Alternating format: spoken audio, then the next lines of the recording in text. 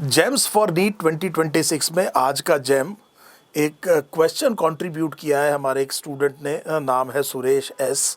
उन्होंने मेरे से ये पूछा है कि सर ये बताइए कि जो फीमेल मैमल्स हैं उनमें जो ब्रेस्ट टिश्यू है उस पर अलग अलग हार्मोन्स का क्या स्पेसिफिक एक्शन या इफेक्ट है।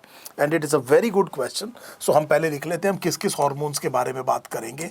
एक हार्मोन ईस्ट्रोजन, दूसरा हार्मोन हम बात करेंगे प्रोजेस्टेरॉन, तीसरा हार्मोन जो हम बात करेंगे वो है प्रोलैक्टिन, तीसरा हार्मोन है प्रोलैक्टिन, और जो चौथा हार्मोन है वो है ऑक्सीटोसिन। और फीमेल मैमल्स में ब्रेस्ट पर इनका स्पेसिफिक एक्शन और इफेक्ट की बात करेंगे। शुरुआत करते हैं ईस्ट्रोजन से। जब भी आप ईस्ट्रोजन के बारे में बात करें तो स्ट्रक्चरल ग्रोथ सबसे पहले आपके दिमाग में आना चाहिए। फीमेल्स में development and regulation of secondary sexual characters, ये ईस्ट्रोजन का काम है। जब भी सेकेंडरी सेक्सुअल कैरेक्टर्स की बात हो फीमेल में तो आपके दिमाग में हार्मोन क्या आना चाहिए? ईस्ट्रोजन।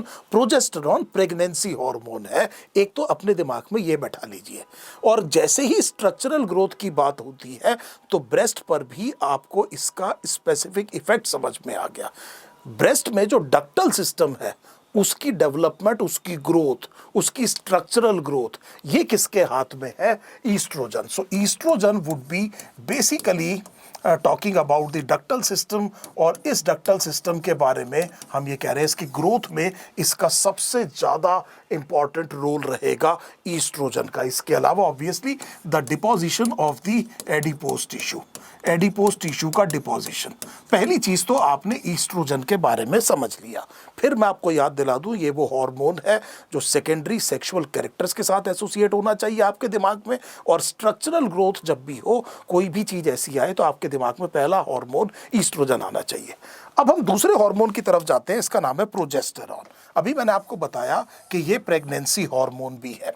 अब प्रोजेस्टेरॉन जो है इस वाले स्ट्रक्चर को, इस स्ट्रक्चर को फंक्शनल कैपेबिलिटी देता है। तो मैंने क्या शब्द लिखा कि इसको फंक्शनल कैपेबिलिटी देने का काम कौन कर रहा है? प्रोजेस्टेरॉन कर रहा है। इसका मतलब यहां पर जो एल्वियोलार सिस्टम है, एक तो डक्ट हो गया, फिर उसके बाद में जो सिक्रीटरी एपरेटस है, एल्वियोलार जो सिस्टम है उसकी डेवलपमेंट, उसका जो ग्रोथ है वो किसके हाथ में? प्रोजेस्टेरॉन। सो जिस स्ट्रक्चर को अच्छे से बनाया किसने, मेजर काम किसने किया?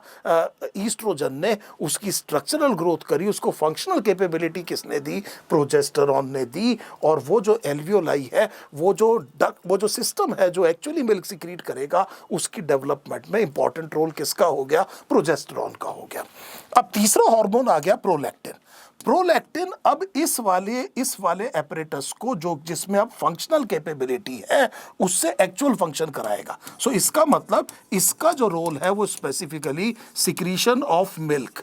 सो इससे एपरेटस से जो सिक्रीशन ऑफ मिल्क होना है, that would be because of prolactin. एक इंपॉर्टेंट पॉइंट आपको करा देता हूं, प्रोजेस्टेरॉन का लेवल पूरी प्रेगनेंसी में काफ़ी हाई रहता है।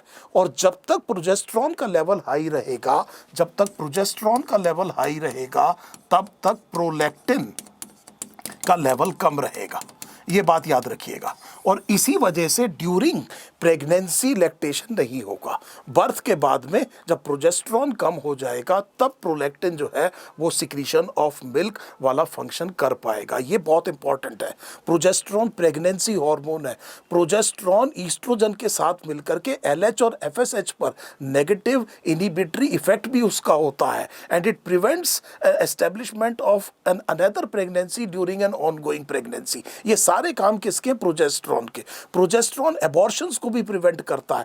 मायोमेट्रियम जो होता है उसकी कॉन्ट्रैक्टिलिटी को सबड्यू करता है, उसकी कॉन्ट्रैक्टिलिटी को रोक देता है, सप्रेस कर देता है प्रोजेस्टेरॉन। और यहीं से हमें हमारा चौथा हार्मोन मिल गया। तो ये ऑक्सीटोसिन क्या करता है? तो ये जो एल्वियोलाई एपरेटस हम कह रहे हैं, इसमें चारों तरफ आप देखेंगे एक मसल होती है, एक मसल सेल होता है, इसे हम कहते हैं मायो epithelium.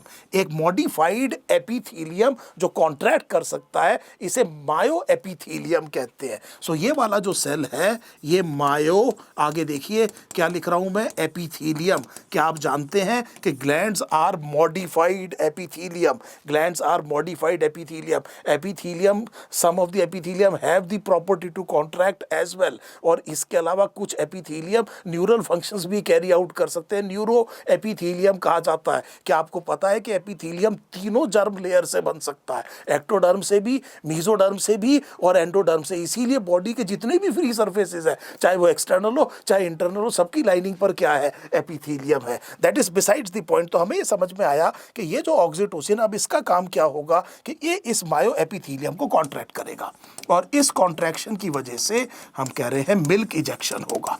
So this is the function. इसके अलावा आप जानते हैं ऑक्सीटोसिन का ब्रेस्ट पर तो नहीं, लेकिन आपको पता है एक असर जो है वो मायोमेट्रियम पर भी है। मायोमेट्रियम में स्मूथ मसल होती है और ये एक्शन है ग्रेविड यूट्रस पर। ग्रेविड का मतलब है प्रेग्नेंट यूट्रस पर, और उसमें भी at the time of parturition.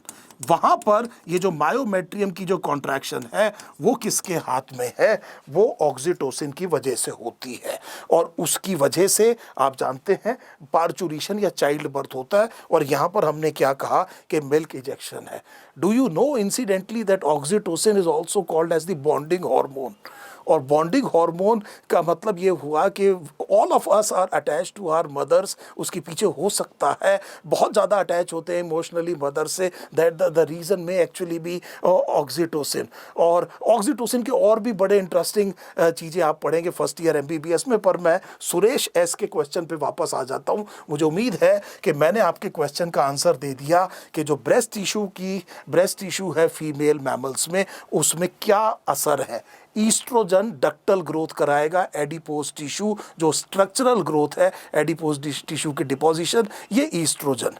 इस स्ट्रक्चर को फंक्शनल कैपेबिलिटी, जो एल्वियोलार सिस्टम है उसका डेवलपमेंट ग्रोथ, ये किसके हाथ में, प्रोजेस्टेरॉन के।